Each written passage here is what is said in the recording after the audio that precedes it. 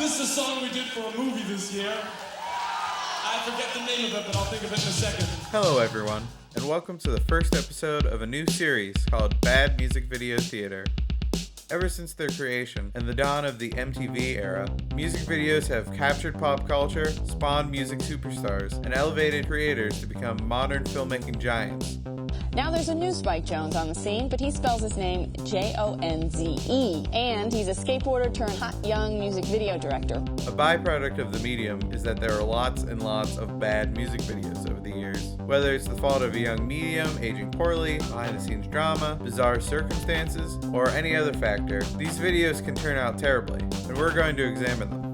For our first episode, with Halloween right around the corner, what better video to examine than Oingo Boingo's classic Frankenstein send-up, Weird Science. Weird Science, the second single from Oingo Boingo's album Dead Man's Party, was written by Danny Elfman after filmmaker John Hughes asked him to write a title track for his movie of the same name. Elfman stated that he wrote the song spontaneously in his car after receiving the phone call. While it went on to become the band's most successful single, Elfman later regretted the song's status as he believed it just didn't feel like it was really part of the band's repertoire. The movie itself is not great. It's okay, but it's definitely not John Hughes' best work. Just watch Pretty in Pink again and save your time. Following suit, the music video is pretty skippable too. We open with footage from the movie. I generally don't like tie-in songs relying on footage from the movie because it seems like kind of a cheat, but I definitely understand why it's done, so I'll forgive it. For this video, these recycled clips might be the best part.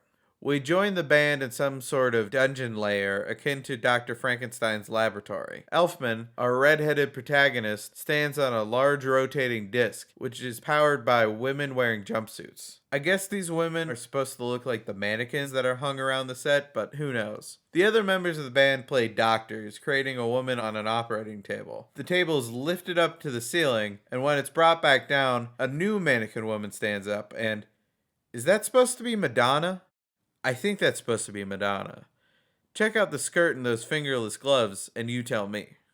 The table goes back up, and after two additional mannequin women, styled like Cyndi Lauper and Dolly Parton, pass the camera, a windstorm hits the laboratory. We return to the operating table to reveal that the woman has turned into a plastic doll. Elfman throws the doll into the void where, after it travels through some state-of-the-art computer graphics, it turns into Kelly LeBrock's character from the movie. The two share a longing glance before Elfman teleports onto a city street. A kid makes this sound, and Elfman realizes that he's holding the Kelly LeBrock doll. If this summary seems a little sparse, that's because the video itself is pretty sparse. There's not a lot of plot to it, so they need to reuse a lot of clips from the movie to pad the runtime.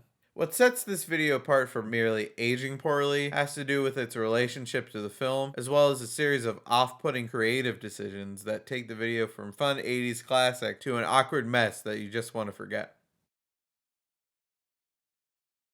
Why are all the women these blue-skinned mannequins? I can't imagine pitching a music video where all of your dancers are dressed in morph suits, slumped over a turnstile, and made up to look like a B-list blue man group. The figures being parodies of different pop stars of the day makes sense to an extent, but the execution ruins the concept. The costumes and the limited screen time for each lookalike left the concept feeling too vague to be a solid video motif, but too on the nose to be unintentional. I'm not sure if there's some kind of rift between the director and the record company, worried that an artist might sue if the likeness was too accurate. Whatever the reason, all we're left with are a few nondescript Easter eggs.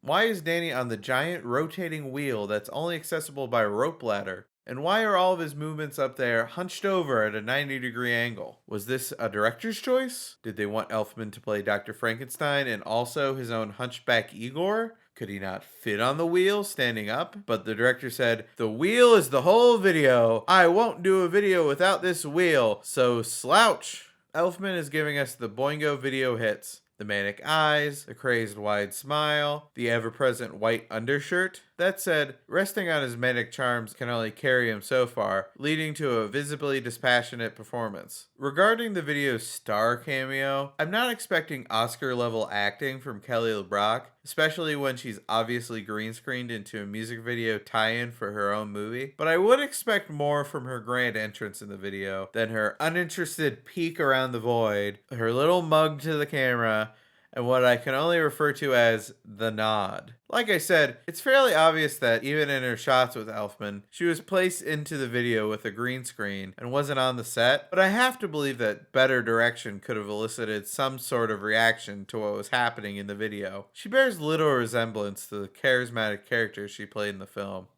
Speaking of no resemblance, what is with this outfit and hair? 35 years after its release, Weird Science is most remembered for the fairly iconic shot of LeBrock's emergence from the doorway, and yet in this video she is made to look like Jareth the Goblin King.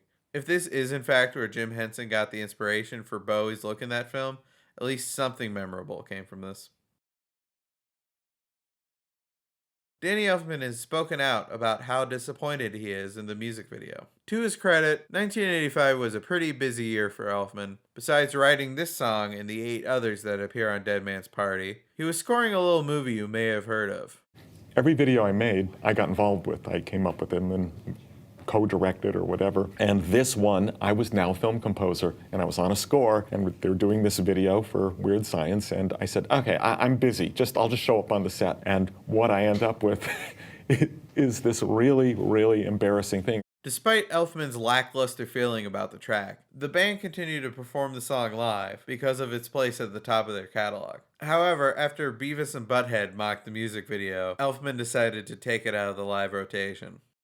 And so I'm watching Beavis and Butthead later, and they're watching, and their Weird Science comes on, and I go, oh, I so deserve this. You know, it's like I earned this. This video is like complicated. My love for this song, as well as Oingo Boingo's music in general, makes this off-putting video even harder to watch. That said, knowing that Danny Elfman himself can't stay in the video somehow makes the situation a little bit better. What about it do you not like, though? What is it? The lack of your control over sort of the creative stamp or what you had to do? Because it's stupid.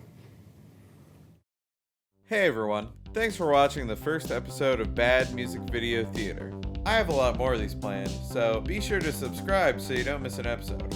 Also, I'm always on the hunt for more music videos to investigate, so be sure to leave some suggestions for me in the comments. Thanks for watching, and I'll see you in the next one.